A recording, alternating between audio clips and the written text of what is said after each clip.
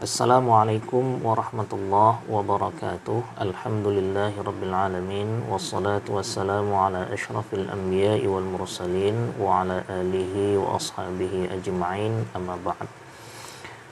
Para pemirsa yang berbahagia, pada kesempatan kali ini kita akan membahas satu kitab yang berjudul Takhrijul Furu' 'alal Usul, karya Imam Abi Manaqib Syihabuddin Mahmud bin Ahmad Az-Zunjani yang wafat pada tahun 656 Hijriah. Kitab ini adalah kitab yang membahas tentang persoalan-persoalan fikih, tetapi menggunakan pendekatan muqaranatul usul. Jadi di sini disajikan bagaimana perbedaan-perbedaan pandangan di dalam usul fikih kemudian berpengaruh terhadap ketetapan-ketetapan hukum yang ada dalam kajian fikih.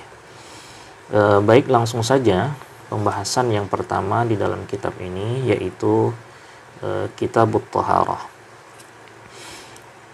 ذهب الشافعي رضي الله عنه وجماهير أهل السنة إلى أن الطهارة والنجاسة وسائر المعاني الشرعية كالرق والملك والعتق والحرية وسائر الأحكام الشرعية ككون المحل طاهرا أو نجسا وكون الشخص حرا أو مملوكا مرقوقا ليست من صفات الأعيان المنسوبة إليها بل أثبتها الله تحكما وتعبدا غير معللة.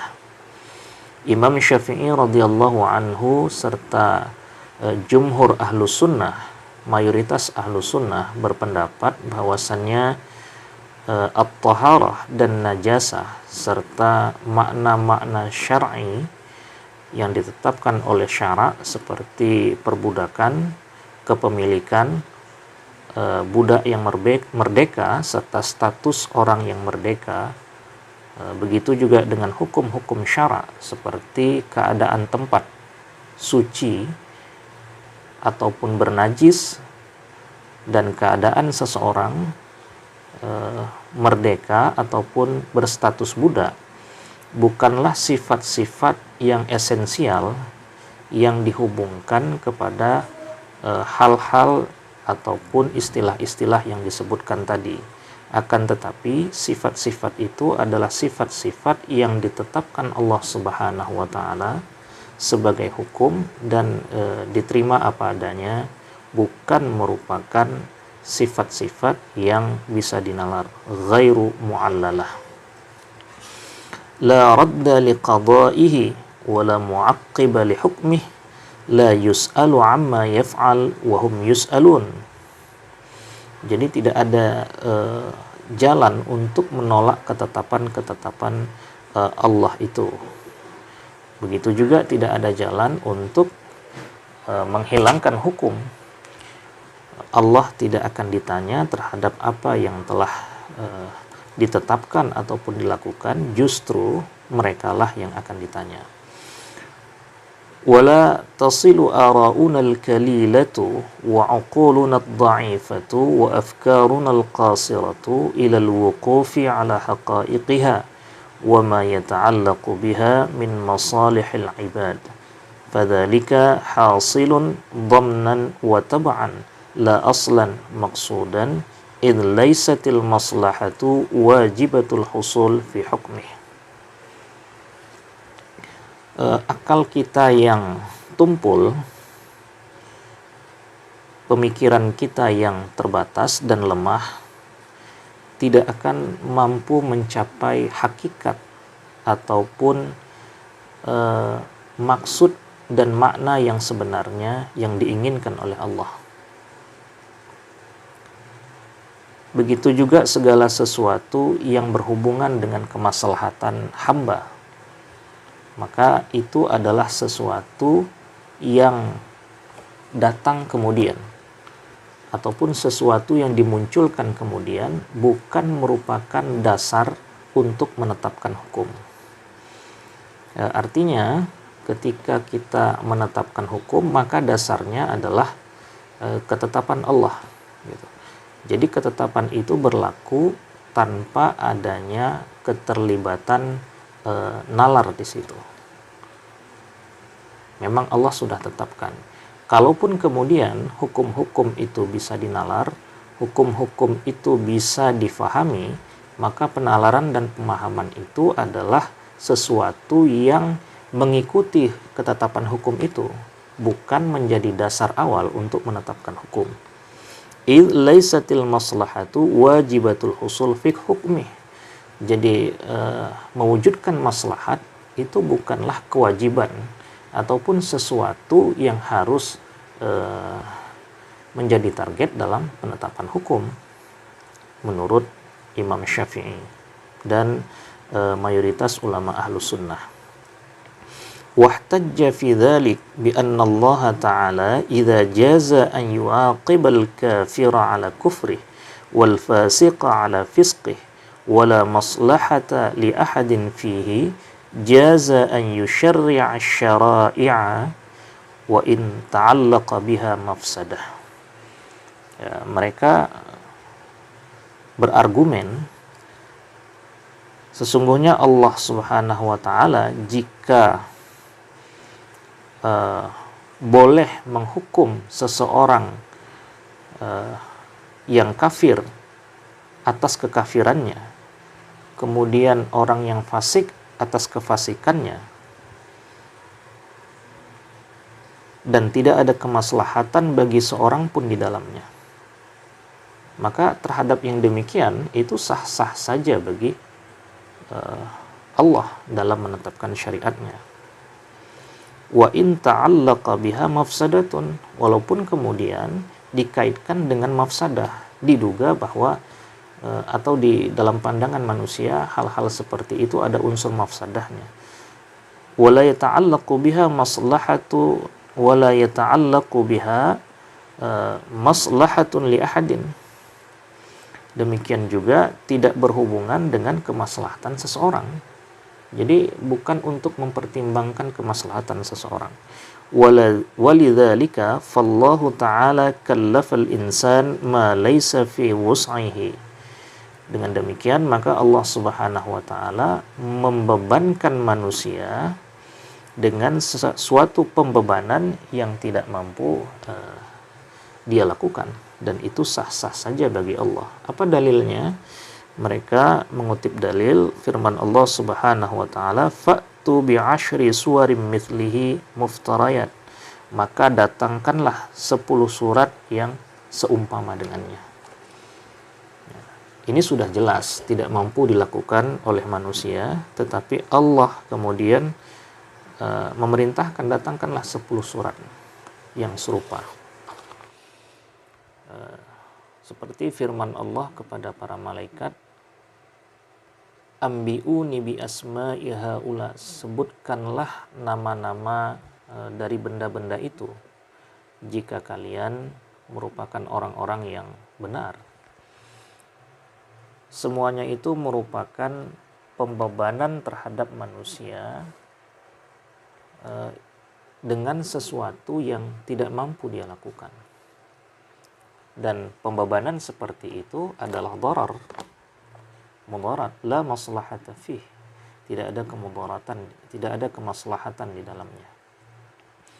Wa sirru hadhil qa'idah anna Allah Ta'ala malikul mulki wa khaliqul khalqi yatasarrafu fi ibadihi kaifa yasha wa la kadzalikal wahidu minna fa innahu idza adarra bi ghairihi kana mutasarrifan fi milkil ghair bidarar wa dzalika zulmun wa udwanun. Rahasia dari kaidah ini menurut Imam Syafi'i bahwasannya Allah Subhanahu wa taala adalah Malikul Mulk, yang maha memiliki. Allah adalah raja di raja. Allah yang menciptakan semua makhluk ciptaannya. Karena itu maka Allah berhak melakukan apa saja terhadap ciptaannya. Yang demikian itu tidak bisa dilakukan oleh seorang pun di antara manusia. Karena jika seorang manusia melakukan sesuatu yang memudaratkan orang lain, maka dia sudah melakukan sesuatu yang mudarat, tetapi dia tidak memilikinya. Artinya dia melakukan sesuatu yang mudarat kepada sesuatu yang tidak dia miliki. Wadzalika zulmun wa udwanun. Nah, perbuatan yang seperti itu adalah perbuatan yang zalim dan dapat mendatangkan permusuhan. Wa dhahabal muntimuna ila Abi Hanifah radhiyallahu anhu min ulama'il usul ila anna al-ahkam asy-syar'iyyah sifatun lil muhalli wal a'yani al-mansubah ilaiha athbataha Allah Ta'ala wa syara'aha mu'allilatan bi masalihil ibadi la ghair. Nah, sementara Imam Abu Hanifah radhiyallahu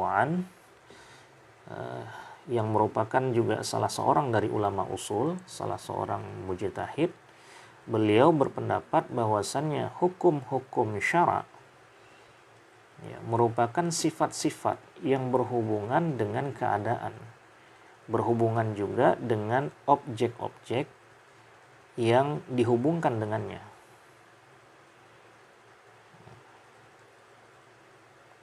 Yaitu yang berhubungan dengan sifat-sifat yang dimaksud. Asbatahallahu ta'ala, yang kemudian ditetapkan oleh Allah subhanahu wa ta'ala, wa syara'aha mu'allilatan bimasalihal ibadi la ghair, dan disyariatkan adalah untuk kemaslahatan manusia, bukan untuk yang lainnya, ataupun bukan untuk tujuan selain mewujudkan kemaslahatan itu.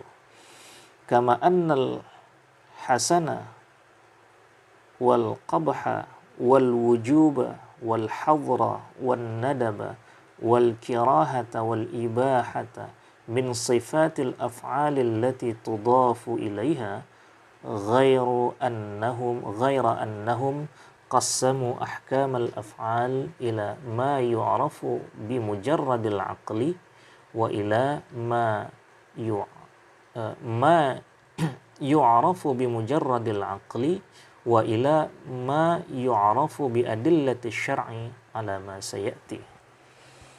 Ya, menurut Imam Abu Hanifah bahwa hukum-hukum itu bisa dinalar, bisa diketahui dengan akal, sebagaimana akal bisa mengetahui baik, buruk, wajib, sesuatu yang harus dijauhi, sesuatu yang dianjurkan untuk dikerjakan, dibenci, sesuatu yang boleh dilakukan,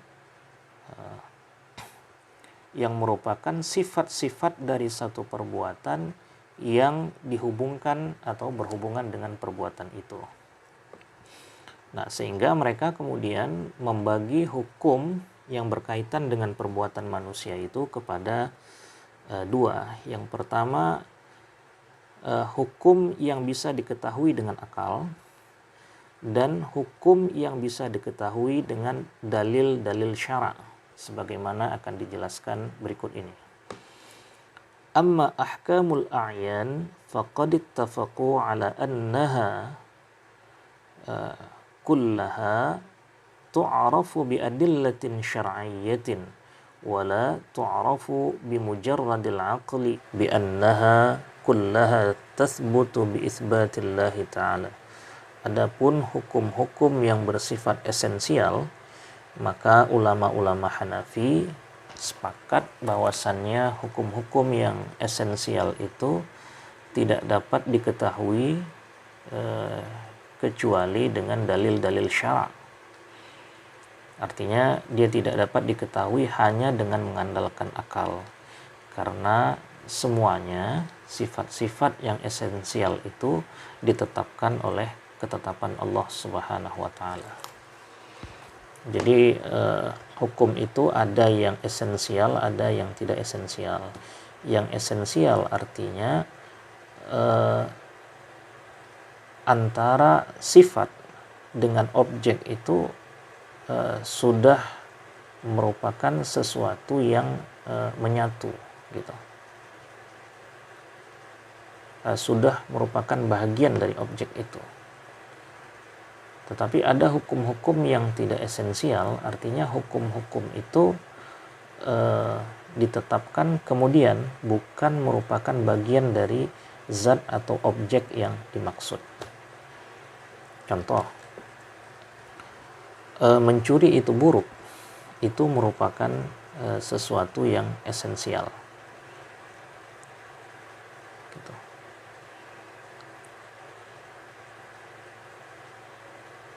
Tetapi memberikan sesuatu kepada orang lain bisa jadi buruk dan bisa jadi baik. Artinya baik dan buruk yang dinisbahkan kepada perbuatan memberi itu bukan sesuatu yang sifatnya esensial.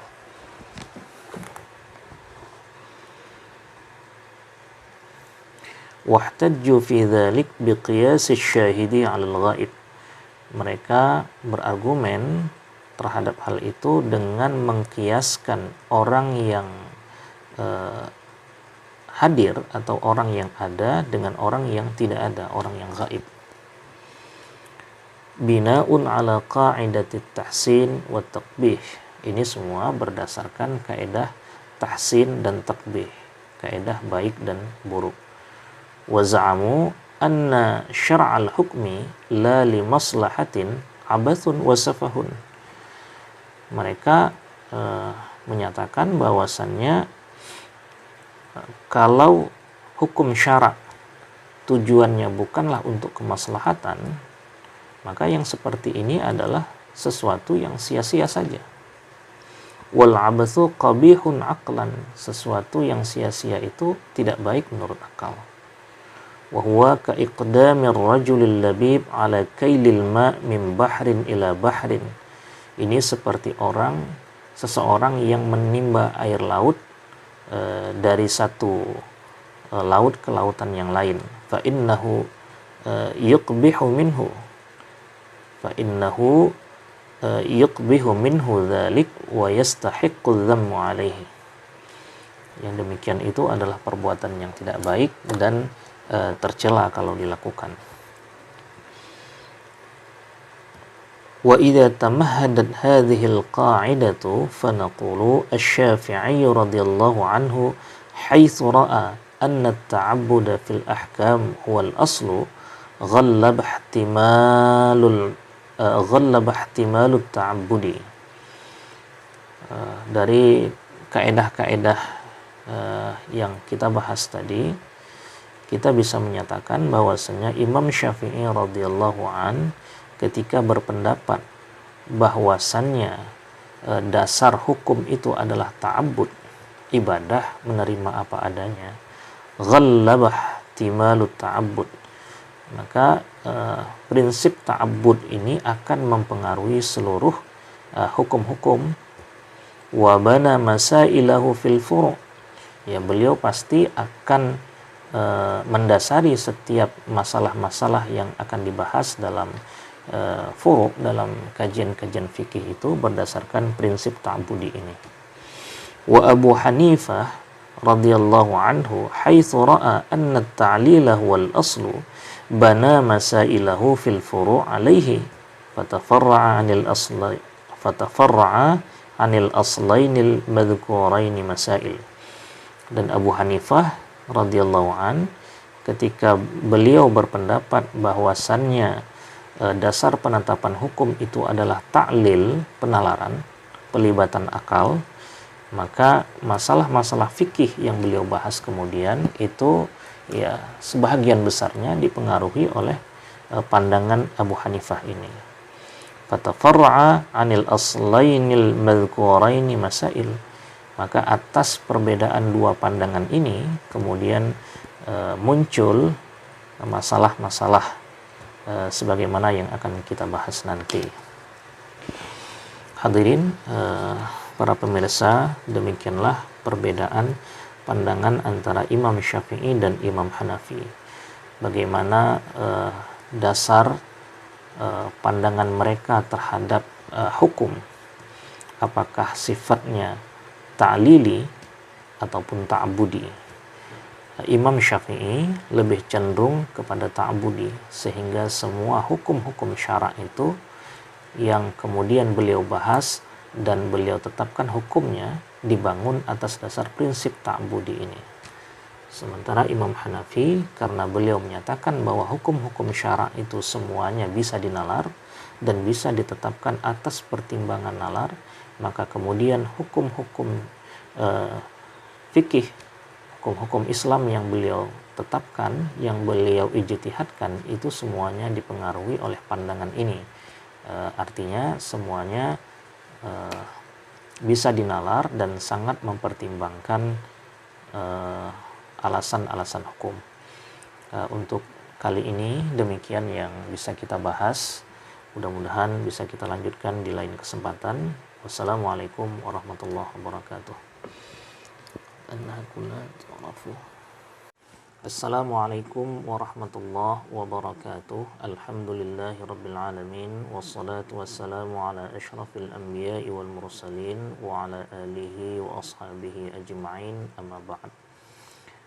Para pemirsa yang berbahagia, pada kesempatan kali ini kita akan membahas satu kitab yang berjudul Takhrijul Furu' 'alal Usul, karya Imam Abi Manaqib Syihabuddin Mahmud bin Ahmad Az-Zunjani yang wafat pada tahun 656 Hijriah. Kitab ini adalah kitab yang membahas tentang persoalan-persoalan fikih, tetapi menggunakan pendekatan muqaranatul usul. Jadi di sini disajikan bagaimana perbedaan-perbedaan pandangan di dalam usul fikih kemudian berpengaruh terhadap ketetapan-ketetapan hukum yang ada dalam kajian fikih. Baik, langsung saja pembahasan yang pertama di dalam kitab ini, yaitu Kitabut Thaharah. ذهب الشافعي رضي الله عنه وجماهير أهل السنة إلى أن الطهارة والنجاسة وسائر المعاني الشرعية كالرق والملك والعتق والحرية وسائر الأحكام الشرعية ككون المحل طاهرا أو نجسا وكون الشخص حرا أو مملوكا مرقوقا ليست من صفات الأعيان المنسوبة إليها بل أثبتها الله تحكما وتعبدا غير معللة. Imam Syafi'i radhiyallahu anhu serta jumhur ahlu sunnah, mayoritas ahlu sunnah berpendapat bahwasannya at-taharah dan najasah serta makna-makna syar'i yang ditetapkan oleh syara seperti perbudakan, kepemilikan, budak yang merdeka serta status orang yang merdeka. Begitu juga dengan hukum-hukum syara seperti keadaan tempat suci ataupun bernajis dan keadaan seseorang merdeka ataupun berstatus budak bukanlah sifat-sifat yang esensial yang dihubungkan kepada hal-hal ataupun istilah-istilah yang disebutkan tadi. Akan tetapi sifat-sifat itu adalah sifat-sifat yang ditetapkan Allah Subhanahu wa taala sebagai hukum dan diterima apa adanya, bukan merupakan sifat-sifat yang bisa dinalar, ghairu mu'allalah. La radda liqada'ihi wa la mu'aqqiba li hukmih la yus'alu amma yaf'al wa hum yus'alun. Jadi tidak ada jalan untuk menolak ketetapan-ketetapan Allah itu. Begitu juga tidak ada jalan untuk menghilangkan hukum. Allah tidak akan ditanya terhadap apa yang telah ditetapkan ataupun dilakukan, justru merekalah yang akan ditanya. Wala tasilu ara'una al-kalilatu wa 'uquluna ad-dha'ifatu wa afkaruna al-qasiratu ila al-wuqufi 'ala haqa'iqiha wa ma yata'allaqu biha min masalihil 'ibad. Fadzalika hasilun dhamnan wa tab'an la aslan maqsudan id laisatil maslahatu wajibatul husul fi hukmih. Akal kita yang tumpul, pemikiran kita yang terbatas dan lemah tidak akan mampu mencapai hakikat ataupun maksud dan makna yang sebenarnya yang diinginkan oleh Allah. Begitu juga segala sesuatu yang berhubungan dengan kemaslahatan hamba, maka itu adalah sesuatu yang datang kemudian ataupun sesuatu yang dimunculkan kemudian, bukan merupakan dasar untuk menetapkan hukum. Artinya ketika kita menetapkan hukum, maka dasarnya adalah ketetapan Allah gitu. Jadi ketetapan itu berlaku tanpa adanya keterlibatan nalar di situ. Memang Allah sudah tetapkan. Kalaupun kemudian hukum-hukum itu bisa dinalar, hukum-hukum itu bisa difahami, maka penalaran dan pemahaman itu adalah sesuatu yang mengikuti ketetapan hukum itu, bukan menjadi dasar awal untuk menetapkan hukum. Id laisatil maslahatu wajibatul husul fi hukmih. Jadi mewujudkan maslahat itu bukanlah kewajiban ataupun sesuatu yang harus menjadi target dalam penetapan hukum menurut Imam Syafi'i dan mayoritas ulama ahlus sunnah. Wahtajja fi dzalik bi anna Allah Ta'ala idza jaza an yu'aqibal kafira 'ala kufrih wal fasiqa 'ala fisqih wala maslahata li ahadin fihi jaza an yusyarri'a syara'i'a wa in ta'allaqa biha mafsadah. Mereka berargumen sesungguhnya Allah Subhanahu wa taala jika boleh menghukum seseorang yang kafir atas kekafirannya, kemudian orang yang fasik atas kefasikannya, dan tidak ada kemaslahatan bagi seorang pun di dalamnya, maka terhadap yang demikian itu sah-sah saja bagi Allah dalam menetapkan syariatnya. Wa in ta'allaqa biha mafsadatun, walaupun kemudian dikaitkan dengan mafsadah, diduga bahwa atau di dalam pandangan manusia hal-hal seperti itu ada unsur mafsadahnya. Wala yata'allaqu biha maslahatu wala yata'allaqu biha maslahatun li ahadin. Demikian juga tidak berhubungan dengan kemaslahatan seseorang. Jadi bukan untuk mempertimbangkan kemaslahatan seseorang. Walidzalika fallahu ta'ala kallafal insan ma laysa fi wus'ihi. Dengan demikian maka Allah Subhanahu wa taala membebankan manusia dengan suatu pembebanan yang tidak mampu dia lakukan, dan itu sah-sah saja bagi Allah. Apa dalilnya? Mereka mengutip dalil firman Allah Subhanahu wa taala, fa'tu bi'ashri suwarim mithlihi muftarayat. Maka datangkanlah 10 surat yang seumpama dengannya. Ini sudah jelas tidak mampu dilakukan oleh manusia, tetapi Allah kemudian memerintahkan datangkanlah 10 surat yang serupa. Fa'tu bi suratim mithlihi. Datangkanlah surat yang serupa dengannya, satu surat. Kalau tadi 10 surat tidak bisa, maka satu surat. Amma ahkamul a'yan faqad ittafaqu ala annaha kullaha tu'rafu bi adillatin syar'iyyatin wa la tu'rafu bi mujarradil aqli bi annaha kullaha tathbutu bi itsbatillahi ta'ala.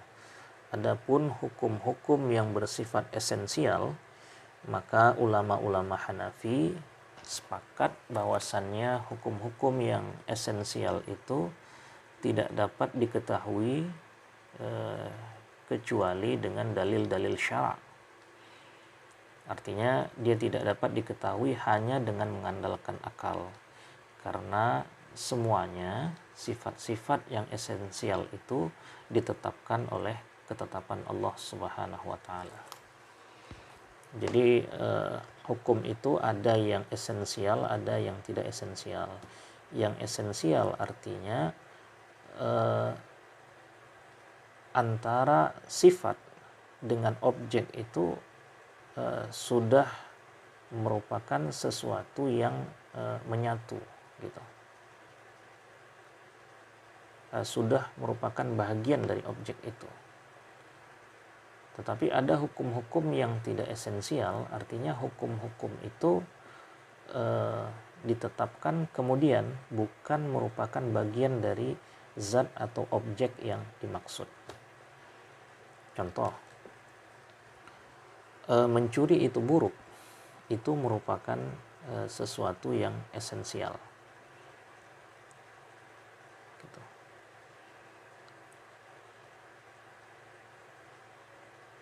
Tetapi memberikan sesuatu kepada orang lain bisa jadi buruk dan bisa jadi baik. Artinya baik dan buruk yang dinisbahkan kepada perbuatan memberi itu bukan sesuatu yang sifatnya esensial.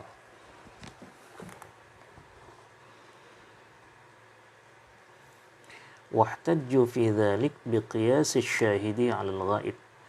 Mereka berargumen terhadap hal itu dengan mengkiaskan orang yang hadir atau orang yang ada dengan orang yang tidak ada, orang yang gaib. Bina'un ala qa'idatit tahsin wa taqbih. Ini semua berdasarkan kaidah tahsin dan taqbih, kaidah baik dan buruk. Wa za'amu anna syar'al hukmi la li maslahatin abathun wa safahun. Mereka menyatakan bahwasannya kalau hukum syara' tujuannya bukanlah untuk kemaslahatan, maka yang seperti ini adalah sesuatu yang sia-sia saja. Wal abathu qabihun aqlan, sesuatu yang sia-sia itu tidak baik menurut akal. Wa huwa ka iqdamir rajulil labib ala kailil ma' min bahrin ila bahrin. Ini seperti seseorang yang menimba air laut dari satu laut ke lautan yang lain. Fa innahu yuqbihu minhu dzalik wa yastahiqqu dhammu alaihi. Yang demikian itu adalah perbuatan yang tidak baik dan tercela kalau dilakukan. Wa idza tamahhadat hadhihi al-qa'idatu fa naqulu asy-Syafi'i radhiyallahu anhu haitsu ra'a anna at-ta'abbuda fil ahkam huwa al-aslu ghallaba ihtimalut ta'abbudi.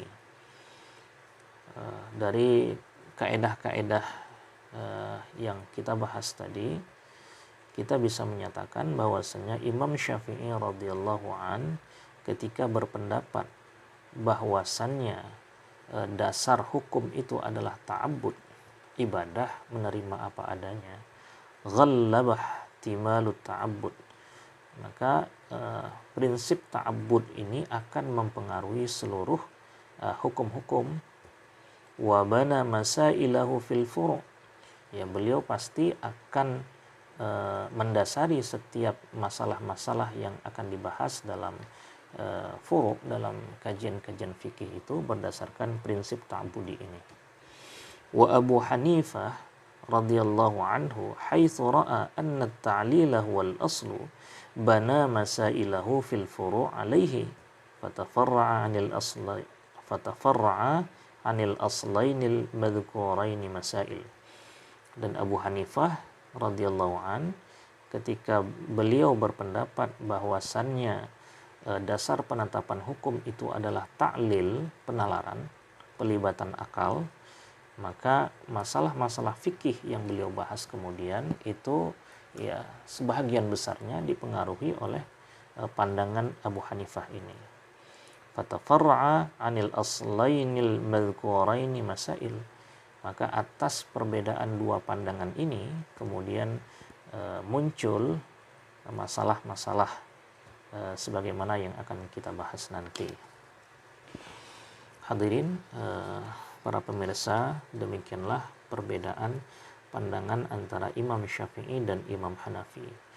Bagaimana dasar pandangan mereka terhadap hukum, apakah sifatnya ta'lili ataupun ta'budi. Imam Syafi'i lebih cenderung kepada ta'budi, sehingga semua hukum-hukum syara' itu yang kemudian beliau bahas dan beliau tetapkan hukumnya dibangun atas dasar prinsip ta'budi ini. Sementara Imam Hanafi, karena beliau menyatakan bahwa hukum-hukum syara' itu semuanya bisa dinalar dan bisa ditetapkan atas pertimbangan nalar, maka kemudian hukum-hukum fikih, hukum-hukum Islam yang beliau tetapkan, yang beliau ijtihadkan, itu semuanya dipengaruhi oleh pandangan ini. Artinya semuanya bisa dinalar dan sangat mempertimbangkan alasan-alasan hukum. Untuk kali ini demikian yang bisa kita bahas. Mudah-mudahan bisa kita lanjutkan di lain kesempatan. Wassalamualaikum warahmatullahi wabarakatuh.